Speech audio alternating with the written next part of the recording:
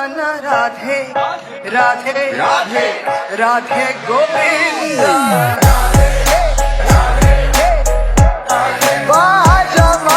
রাধে রাধে রাধে গোবিন্দ।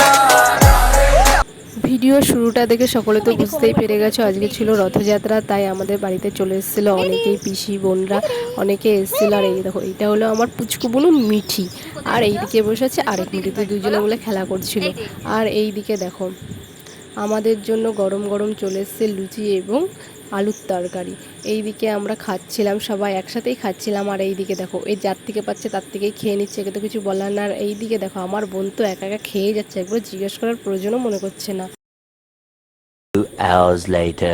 তারপরে আমরা সবাই সুন্দর করে সেজে গুজে রেডি হয়ে চলে এসেছি রাস্তায় স্কনে যাওয়ার জন্য।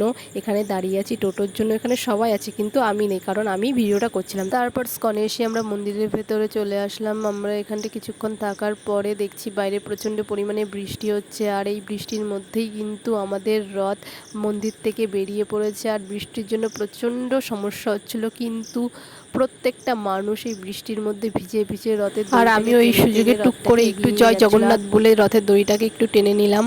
আর এই দেখো আমরা রথের পেছন পেছন যাচ্ছিলাম, কারণ রথ আমাদের থেকে অনেকটা এগিয়ে গেছিলো। তারপরে এই যে আমরা চলে এসেছি রথের কাছাকাছি, দেখতেই পাচ্ছ প্রচণ্ড ভিড়, প্রচণ্ড লোক। আর এখানে আমাকে প্রসাদ দিয়ে দিয়েছিল, আমি সবাইকে একটু একটু প্রসাদ দিচ্ছিলাম। তারপরে এখানে দেখা হয়ে গেছিলো আমার একটা বান্ধবীর সাথে, আর এখানে আমি একটু কাকিমার সাথে কথা বলে নিচ্ছিলাম। তারপরে আমরা এখান থেকে গেলাম সোজা হরেকৃষ্ণ গানে একটু নাচ করতে। এখানে আমরা একটু হরেকৃষ্ণ গানে নাচ করে নিচ্ছিলাম। তারপরে আমরা সোজা চলে গেলাম একটু ডিজে গানের কাছে, ডিজে গানের কাছে যে একটু ডিজে গানে নাচ করে দিচ্ছিলাম। তো সবাই মিলে নাচ করছিলাম, খুব মজা হচ্ছিলো। তো সবাই মিলে মজা করার পরে এই দেখো এখানে প্রত্যেকটা মানুষ নাচ করছে। আর হরেকৃষ্ণ গানেও যে এত সুন্দর করে নাচ করা যায়, এত মজা করা যায়, নিজের চোখে না দেখলে বিশ্বাস করতে পারবে না। তো এখান থেকে আমরা চলে যাচ্ছিলাম বাড়ির দিকে। তো এখানে যেতে যেতে মিটির সাথে দেখা হয়ে গেল। তো তারপরে দর্শন পেয়ে গেলাম বাবা ভোলানাথের। তো তারপরে দেখো রথ আমাদের বাড়ির কাছে চলে এসেছেই। তো এখানটায় আমরা একটু দাঁড়িয়ে দেখছিলাম, তো তখনই দেখলাম খুব মজা পেয়েছি, তো খুব মজা লাগছিল। তারপরে কি রথ চলে গেল সোজা, আর আমরা যাইনি, কারণ আমার শরীরটা খুব খারাপ লাগছিলো, তাই আমি এইদিকে বাড়ির দিকে চলে যাচ্ছিলাম। সবাই মিলে আমরা বাড়ি চলে যাচ্ছিলাম।